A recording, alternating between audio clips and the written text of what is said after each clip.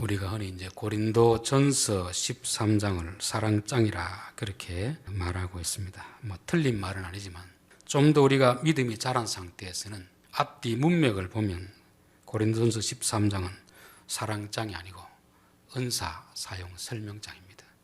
12장, 13장, 14장에 걸쳐서 고린도 교회의 은사로 인한 문제를 해결하기 위해서 12장에서 먼저 은사의 종류에 대해서 말씀하고 있습니다. 그리고 교회 안에서 교회와 성도의 관계가 어떤가 우리의 몸과 지체를 통해서 말씀해 주고 있습니다. 은사를 받은 사람이나 받지 않은 사람이나 교회 안에서는 동일하게 존귀한 존재다는 것을 말씀하는 것이고, 어떤 은사가 없다고 해서 스스로 열등감에 빠질 필요도 없고, 내가 어떤 은사를 받았다고 해서 교만하거나 받지 않은 성도를 무시해서는 안 된다는 것을 12장에 말씀하면서 너희는 더욱더 큰 은사를 사모하라.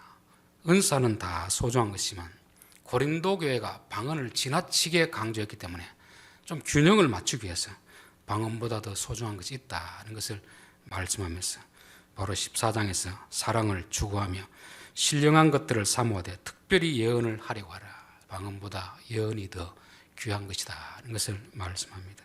그리고 그 중간에 13장을 삽입해 놓으면서 진짜 사도 바울이 하고 싶은 말을 하는 것입니다. 그러면서 우리 1절부터 3절까지는 잘못 사용하면 어떻게 되는가. 아무리 좋은 은사라도 예언이나 기적이나 능력이나 믿음이나 지식이나 어떤 것이라도 사랑이 없으면, 사랑으로 사용하지 않으면 내게도 아무런 유익이 없고 상대방에도 아무런 유익이 없다는 것을 말씀하는 것입니다. 우리가 도구가 아무리 좋은 도구를 가져도 제대로 사용해야 우리에게 도움이 되지, 잘못 사용하면 사고가 납니다. 그렇죠? 우리 전기톱이라든지 예초기 같은 거 얼마나 유용하게 쓸 수 있습니까? 잘못 사용하면 오히려 다치게 됩니다. 은사도 마찬가지 아닙니까? 고린도 교회에서 말하는 은사는 일반적 은사가 아니고 초월적 기적 능력이거든요. 이런 것들을 잘못 사용하면 본인에게도 유익이 안 되고 상대방에도 유익이 안 되는 것입니다. 그래서 사랑이 없으며, 즉 어떤 은사든지 자기를 사랑하는 마음이 아니고 교인들을 사랑하는 마음으로 잘 사용해야 됩니다. 왜냐하면 그 은사는 개인을 위해서 준 게 아니고 교인들을, 특별히 믿음이 약한 성도들을 잘 세우라고, 잘 돌보라고 주신 것이기 때문에 사랑이 없이 사용하는 것은 흉기가 될 수 있는 것입니다. 그래서 사랑이 없으면 아무짝에도 쓸모없는 흉기가 되니까 사랑을 따라 그것을 하라는 것입니다. 그러면서 사랑은 이것은 이성 간의 사랑도 아니고 부모 간의 사랑도 아니고 성령의 은사를 받은 사람은, 성령의 인도함을 받은 사람은 은사를 사용할 때 어떤 마음으로 사용해야 되는가를 4절부터 7절까지 말씀하고 있습니다. 오래 참고 온유하며 시기하지 아니하며 자랑하지 아니며 교만하지 아니하며 무례히 행치 아니하며 자기의 유익을 구하지 아니하며 성내지 아니하며 악한 것을 생각하지 아니하며 불의를 기뻐하지 아니하며 진리와 함께 기뻐하고 모든 것을 참으며 모든 것을 믿으며 모든 것을 바라며 모든 것을 견디느니라. 자기 쪽에 있는 것은 최대한 억제시키는 것입니다. 자랑하고 싶은 마음, 남을 무시하고 싶은 마음, 교만한 마음, 이건 다 내려놓고 상대방이 화내고 싶을 때도 참고 기다리고 견디는 요 마음을 가지고 은사를 사용하라는 것을 말씀하고 있는 것입니다. 자, 그러면서 이제 오늘 8절부터 13절까지는 은사에도 유효 기간이 있다. 유효 기간. 세상에는 모든 것은 영원한 것은 없잖아요. 우리의 생명도 유효 기간이 있습니다. 그래서 전도서 3장에 보면은 천하 범사에 모든 것이 기한이 있고 때가 있다. 태어날 때가 있고 죽을 때가 있고 심을 때가 있고 거둘 때가 있고 은사도 하나님이 주실 때가 있고 거두어 가실 때가 있다. 은사라고 해서 영원한 것이 아니라는 것입니다. 그렇다면 이 영원하지 않은 은사를 우리에게 주셨을 때 잘 사용하도록 하라는 것입니다. 우리 사람과의 관계도 마찬가지 아닙니까? 항상 그 사람이 우리하고 같이 있다고 생각하면 좀 소홀하기 쉽습니다. 이 사람이 나와 언제 헤어질지 모른다는 생각, 그걸 알면 오늘이 마지막이 될지 내일이 마지막이 될지 그걸 모르잖아요. 그러면 어떻게 됩니까? 좀 관계를 가능한 한 좁게 가져야 되겠다, 그런 생각하잖아요. 누가복음 16장에 보면 불의한 청지기 비유가 나옵니다. 주인이 청지기에게 자기 재산을 맡겼습니다. 그런데 그 주인이 맡긴 고난을 가지고 불이하게 이득을 챙기고 막 그렇게 하잖아요. 그 소식이 들리자 주인이 이놈 안 되겠다, 해고해야 되겠다, 이제 그 끝을 알렸습니다. 그러니까 이제 큰일 났다 싶어가지고 그 임기가 끝나기 전에 빨리 자기가 지금까지 불이해가겠던 그 행동들을 오히려 자비를 베푸는 쪽으로 바꾸는 것입니다. 아마 그 사람이 계속 그 자리에 있었다고 하면 계속해서 그 나쁜 짓을 할 수밖에 없는데 임기가 정해져 있으니까 이게 이렇게 해서 안 되겠다, 바로 해야 되겠다 하는 것입니다. 하나님 주신 은사도 영원한 것이 아니고 유효기간이 있습니다. 하나님 주셨을 때 그 기간 안에 잘 사용하라, 그런 의미로 말씀하고 있습니다.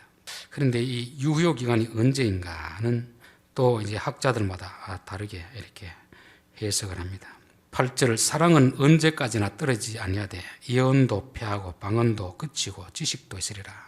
사랑은 항상 있는 것이지만 예언이라든지 방언이라든지 지식이라든지, 여기는 기록되어 있지만 병고침이라든지 능력 경합이라든지 모든 것은 유효기간이 있습니다. 그 필요한 기간만큼만 하나님 주시는 것이고 그 필요가 닿으면 거두어 가시는 것입니다. 그런데 어떤 분들은 나는 계속 하는데요, 그건 은사가 아닙니다.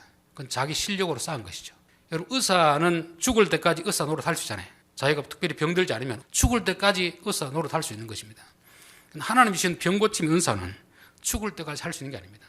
하나님 일정 기간, 딱 그 기간만 하는 것입니다. 우리 지난번에 봤던 최용덕 간사님, 그 90년대 얼마나 많은 CCM을 작곡해가지고 성도들이 은혜를 끼쳤습니까? 그때 제가 제일 궁금한 것이, 지금도 작곡을 하십니까? 그러니까 아니, 못합니다. 아니, 그렇게 많은 곡을 작곡해놓고 왜 못합니까? 그러니까 도무지 안 됩니다. 그때는 하나님이 자기에게 마치 하늘에서 뭐 부어줬듯이 그렇게 곡을 쓰겠는데 지금 아무리 곡을 쓰려고 해도 안 된답니다.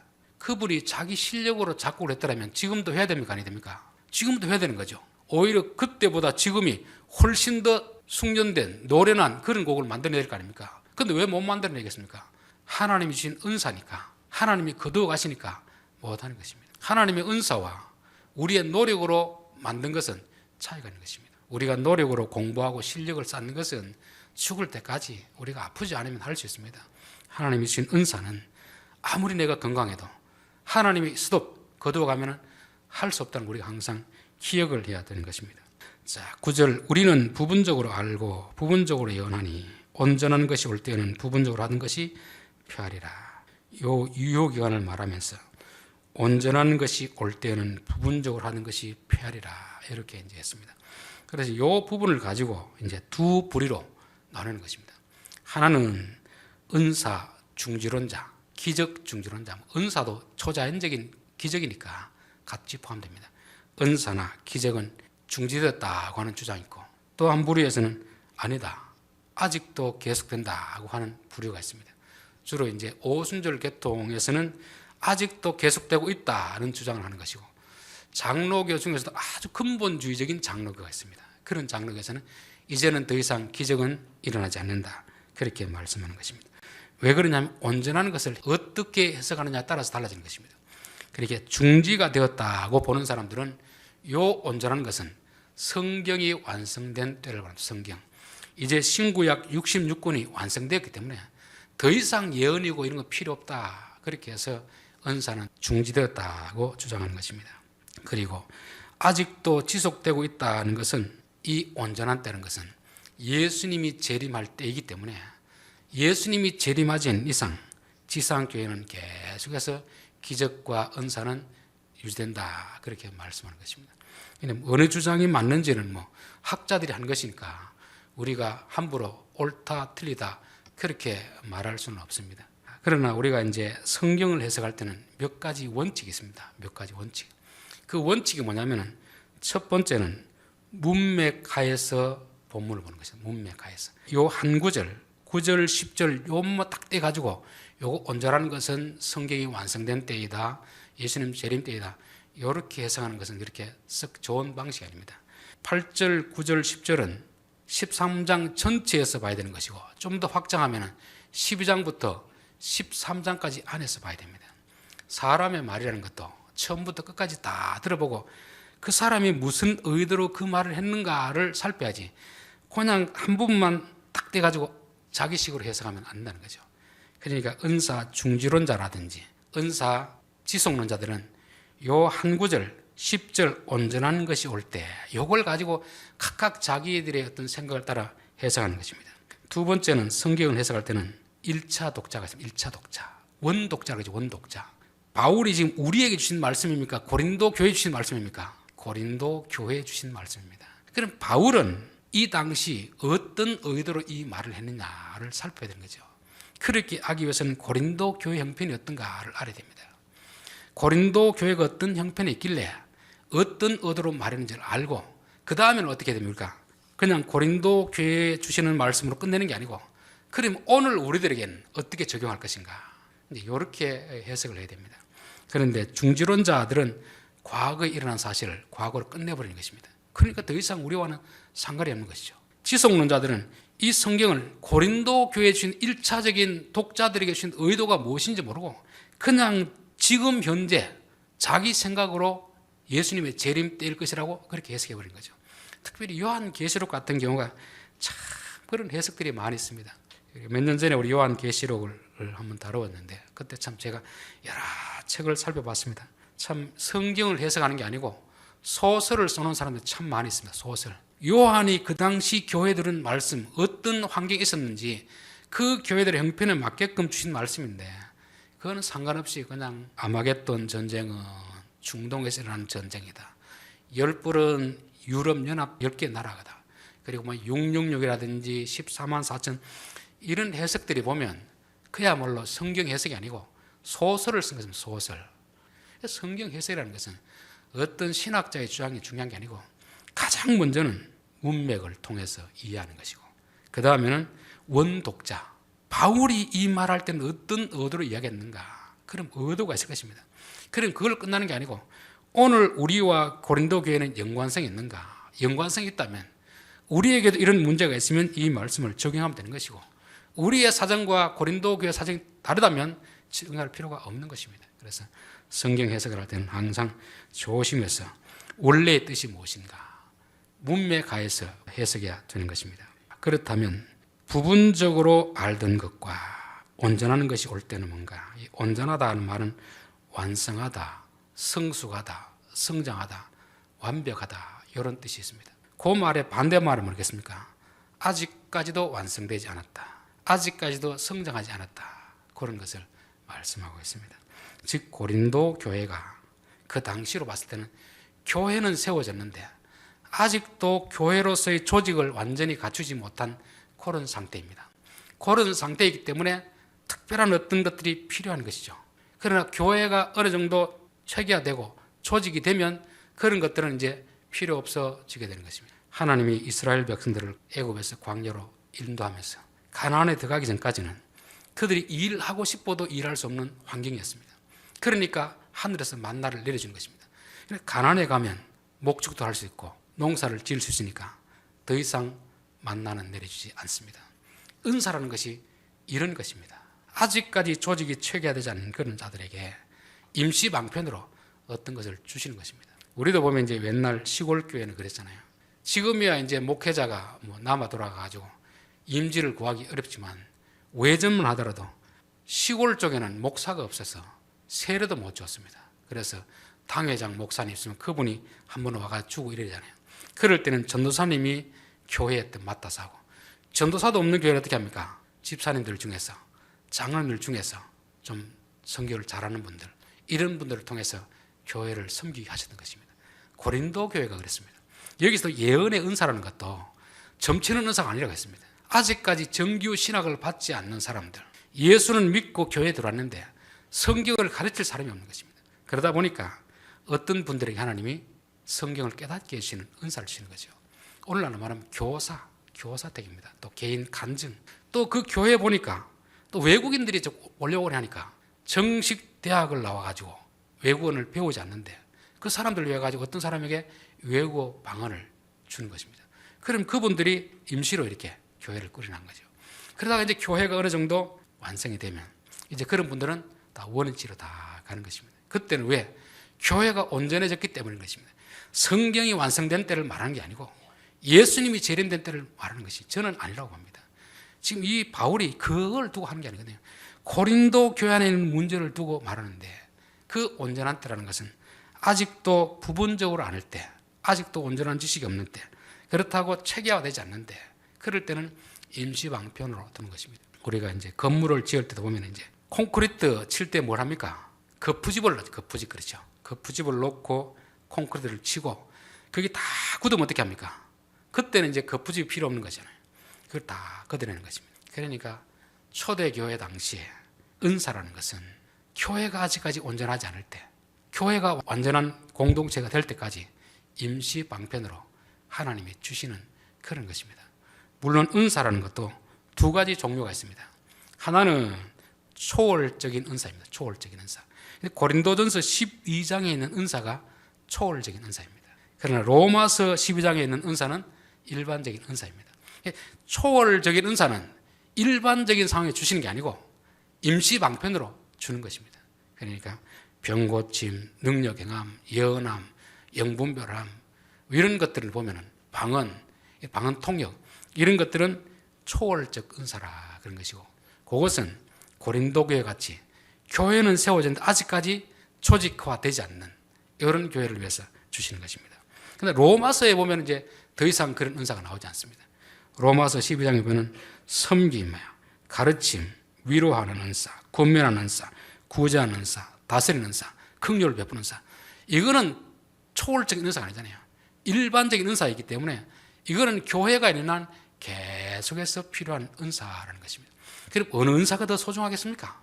여러분이 볼 때 초월적인 은사가 더 소중하겠습니까? 일반적인 은사가 더 소중하겠습니까? 일반적인 은사가 더 소중한 것입니다. 그런데 한국 교회는 초월적인 은사만 중요하다 생각하고 일반적인 은사를 무시하는 것입니다. 이게 성경이 말하는 은사가 뭔지를 모르면 우리는 그렇게 착각하게 되는 것입니다. 그러면서 내가 어렸을 때는 말하는 것이 어린아이와 같고 깨닫는 것이 어린아이와 같고 생각하는 것이 어린아이와 같다가 장성한 사람이 되어서는 어린아이의 일을 버렸노라. 앞에는 부족할 때 특별한 은사를 주시는 것입니다. 온전한 것이 오면, 교회가 이제 온전해지면 더 이상 그런 은사는 필요가 없다는 것이고, 여기서는 이제 어릴 때는 깨닫는 것이 어린아이와 같고 생각하는 것이 어린아이와 같고 말하는 것이 어린아이 같다가 장성한 분량이 되어서는 어린아이 일을 버렸노라. 어릴 때는 참 우리 초등학교 다니고 이럴 때는 그 동네 나가서 딱지치기, 구슬치기 이것만 가득하게 따도 막 그날 막 승리의 어떤 개성가를 부르며 들어오잖아요. 근데 어른이 되어서 아직도 구슬, 딱지를 귀하게 여기는 사람이 몇 개 없을까요? 어른이 다 됐는데 아직도 야 오늘 딱지치기 해가지고 애들하고 해가지고 뭐 얼마를 땄다. 그거는 좀 바보 아니면 좀 정신이 정상적이 아니라고 봐야 됩니다. 교육 방식도 마찬가지 아닙니까? 어릴 때 하는 방식하고 어른이 되어서 하는 방식은 다릅니다. 어린아이의 책의 특징은 뭡니까? 그림이 많고 글씨가 적잖아요. 이 그림은 컬러풀하게 나와 있고 글씨는 몇 개 없습니다. 어른들 책은 어떨까요? 잘할수록 전문직일수록 글씨가 아주 적습니다. 그리고 그림이 거의 없습니다. 왜냐하면 그 정도 이해 수준이 되었기 때문에 그렇습니다. 하나님이 교회를 대하는 방식도 그렇고 교인을 대하는 방식도 똑같습니다. 처음 믿는 사람들에게는 뭐가 필요하겠습니까? 기적도 필요하고 병고침도 필요하고 은사도 필요하고 환상도 필요하고 예언도 필요하고 이게 필요합니다. 왜냐하면 이 말씀이 이해가 안 되거든요. 말씀을 읽어도 들어도 깨닫지를 못하니까 어린아이는 어린아이가 깨닫는 수준에 맞도록 환상을 보여주고 그런 은사를 보여주는 것입니다. 어른 되면 어른에 맞도록 그런 걸 주는 것입니다. 성경이 지금 어린아이 때 어른의 때 주시는 것이 다르다는 것이고, 은사도 고린도 교회는 초월적인 은사를 줍니다. 로마 교회는 일반적 은사를 주십니다. 그러니까 다른 성경에 나오는 많은 교회들이 나오는데 방언으로 해서 문제가 된 교회는 고린도 교회밖에 없습니다. 또 방언에 대해서 나오는 교회는 고린도 교회밖에 없습니다. 다른 교회는 한마디도 방언에 대해서 나오지 않습니다. 왜냐하면 다른 교회는 굳이 방언을 안 줘도 하나님의 말씀을 듣고 깨닫는 정도의 믿음이 성숙이기 때문이거든요. 그래서 고린도 교회는 고린도 전후서는 로마서보다 뒤에 있지만 사실은 앞에 쓰여진 내용입니다. 로마서는 순서는 앞에 있지만 뒤에 쓰여진 내용입니다. 시기적으로 봤을 때 고린도 교회보다 로마 교회 훨씬 더 이후에 있는 것이고, 교회의 성숙도로 봤을 때도 고린도 교회는 아직도 어린아이들이 많이 있었습니다. 그래서 고린도 전서 2장에 보면 나오잖아요. 내가 너희를 대함이 어린아이를 대함 같도다. 분쟁한다는 것이 무슨 뜻이겠습니까? 아이 때 많이 싸웁니까? 어른 때 많이 싸웁니까? 어른 때 많이 싸우면 어른이라도 여전히 아이인 거죠. 그렇죠? 어른과 아이의 차이는 싸우느냐 덜 싸우느냐 그 차이가 있습니다. 고린도 교회가 이렇게 싸우는 이유는 하나님 하나씩 나눠줬는데 사이좋게 나누지 못하고 계속 자기 것이 좋다고 하고 막 이렇게 싸우는 이유가 뭐냐면 아직도 어린아이이기 때문에 그렇습니다. 그러나 로마 교회는 이제 그 은사를 가지고 말하지 않고 진리의 말씀을 좀 더 깊이 알려주기 위해서 로마서를 쓴 것입니다. 그러니까 로마서라든지 다른 서신서에는 고린도 전서에 나오는 이런 초월적인 은사를 언급하고 있지 않습니다. 왜냐하면 그 은사는 유효기간이 있기 때문인 거죠. 사도 바울도 선교 초기에는 기적도 많이 행했습니다. 그러나 서서히 이제 교회가 세워지고 어느 정도 끝 지점에 갔을 때는 더 이상 은사가 나타나지 않습니다. 그러니까 디모데에게 너 아픈데 내게 와서 기도받으라 이게 아니고 포도주를 좀 쓰라. 포도주, 약을 쓰라. 야고보서도 뭐라고 합니까? 너희 중에 병든 자가 있느냐 기름을 바르며 기도할지니라. 기름 바른다는 것은 일반적으로 약을 쓴다는 말입니다. 그 당시에도 계속 은사가 있었다면 내게 와서 기도받으라고 해야 되잖아요. 그런데 그게 안 그렇거든요. 여러분 지금도 초대교회처럼 그 많은 병 고침의 능력이 나타나면 병원이라든지 의사가 필요 있을까요 없을까요? 필요 없습니다. 지금은 병원에서 의사들이 다 하고 있습니다. 그러나 지금은 죽은 자가 사는 일이 일어납니까? 안 일어납니까? 안 일어납니다. 하나님 능력이 없어서 그런 게 아니고 시기적으로 끝난 것이라 그렇게 보는 것입니다. 여기서 시기라는 것은 몇 년도부터 몇 년까지 이렇게 볼 수 없는 것입니다. 교회마다 개인마다 다 사정이 다른 거죠. 어느 교회가 지금도 처음 시작되면 선교지 같은 경우는 초대교회 같은 만큼은 아니더라도 유사한 기적은 일어날 수 있는 것입니다. 우리나라도 뭐 일제시대 때 6.25 때 참 병원도 없고 사람들이 많이 아플 때 기도원에서 얼마나 많은 그런 일이 났습니까? 그래서 지금은 왜 안 일어나겠습니까? 한국교회는 이미 시기적으로 부분적으로 알던 것이 이제는 온전하게 아는 시대가 되었고 교회가 어느 정도 체계화되어 있기 때문에 그런 것을 다 거두어 가시는 것입니다. 그러니까 지금도 계속 된다는 말도 반은 맞고 지금은 없었다는 말도 맞습니다. 어느 시대라든지 지역을 통틀어서 말하는 게 아니고 어느 지역은 아직도 기독교 복음이 들어가서 교회가 시작되는 데는 아직도 그 은사가 있을 수 있습니다. 그리고 어느 지역에는 이미 교회가 들어선 지 오래되어 가지고 이제 더 이상 그런 은사가 없이도 교회가 지속될 수 있을 때는 그런 은사를 주시지 않는 것입니다. 있는 은사도 거두어 가신다는 것을 말씀하는 거죠. 그래서 우리가 참 은사를 한 어떤 연대기적으로 봐가지고 이제는 끝났다, 아직도 계속된다 이렇게 말할 수 있는 것은 각 지역마다 각 교회마다 사람들마다 상황이 다르기 때문에 그렇습니다. 지금도 처음 예수 믿는 사람들은 기도하면 응답이 참 잘 일어납니다. 그러나 교회 믿은 지 오래되면 정말 웬만해서는 기도의 응답이 잘 없습니다. 하나님께서 일일이 환상을 보이시는 일도 잘 없습니다. 왜? 이제는 말씀을 듣고 스스로 말씀을 깨닫고 스스로 선과 악을 분별하고 하나님이 무엇을 기뻐하는가 무엇을 선하고 여겨야 되는가 스스로 판단해야 되기 때문에 그런 것을 주시지 않습니다. 그런데도 불구하고 어른이 되어서도 여전히 어린아이의 것을 추구하고 있다든지 그걸 버리지 못하고 그걸 자랑삼아 하고 있다면 하나님이 보시고 얼마나 안타까워하실까를 한번 좀 생각해 봐야 됩니다. 13절 그런즉 믿음, 소망, 사랑 이 세 가지는 항상 있을 것인데 그 중에 제일은 사랑이라. 자, 이 말씀은 어느 교회에 주신 말씀이죠? 고린도 교회에 주신 말씀입니다. 고린도 교회에 주신 말씀은 고린도와 같은 형편에 있는 사람들에게 해당되지만 다른 교회는 해당되지 않습니다. 우리 개인의 간증이 참 때로는 유익하지만 때로는 아무런 유익이 없는 이유는 뭐냐면 그 사람이 이렇게 했다고 해서 우리가 그렇게 한다고 똑같은 결과가 나타나지 않거든요. 사람마다 교회마다 상황이 다 다릅니다. 지금 고린도 교회는 서로 어린아이처럼 분쟁하기 때문에 이 교회는 가장 중요한 것이 사랑입니다. 그러나 버가모 교회, 두아디라 같은 교회가 뭐가 중요하겠습니까? 사람마다 이 신체적으로 보면 강한 데가 있고 약한 부분이 있잖아요. 어떤 사람은 폐가 약한 사람이 있습니다. 그 사람의 뭐가 중요하겠습니까? 폐가 가장 중요하잖아요. 어떤 사람은 간이 약한 사람이 있습니다. 그 사람의 뭐가 중요하겠습니까? 간이 제일 중요합니다. 왜냐하면 다른 데 다 신체가 좋더라도 간이 지나치게 약해버리면 간 때문에 죽어버리거든요. 신장이 약한 사람은 신장이 제일 소중한 것입니다. 다른 데 다 건강해도 신장이 제 기능을 못하면 죽어버리잖아요. 신체라는 것은 사람마다 강한 부분이 있고 약한 부분이 있습니다. 그럼 교회도 마찬가지 아닙니까? 어떤 교회는 사랑이 없는 교회는 사랑이 중요합니다. 어떤 교회는 믿음이 없는 교회는 믿음이 중요합니다. 환난에 처한 교회는 소망이 중요합니다. 왜냐하면 소망을 붙들고 버텨야 되기 때문에 그렇죠. 여기서도 사랑은 제일이다. 이 말은 고린도 교회 같은 경우에 분쟁이 많은 교회는 사랑이 제일 중요합니다. 그러나 버가모 교회라든지 두아데라 교회 같은 경우는 사랑으로 인해서 이단들 가르침까지 다 받아들이고 이러면 그 교회는 사랑보다 뭐가 더 중요하겠습니까? 믿음이 더 중요하고 지식이 더 중요할 거 아닙니까? 우리의 신체가 우리의 약한 부분을 더 중요하게 여겨가지고 균형을 갖춰야 됩니다. 균형. 신체라는 것은 균형을 갖춰야지.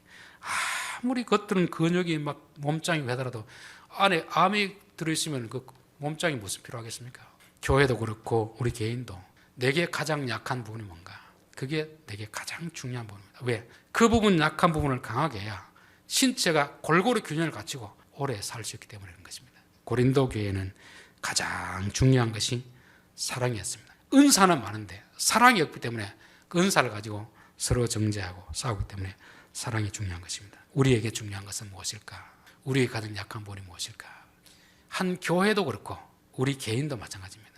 처음엔 어린아이일 때는 믿음이 부족할 때는 잘 모를 때는 초월적인 은사가 필요합니다. 그럴 때는 은사를 구해야 되죠.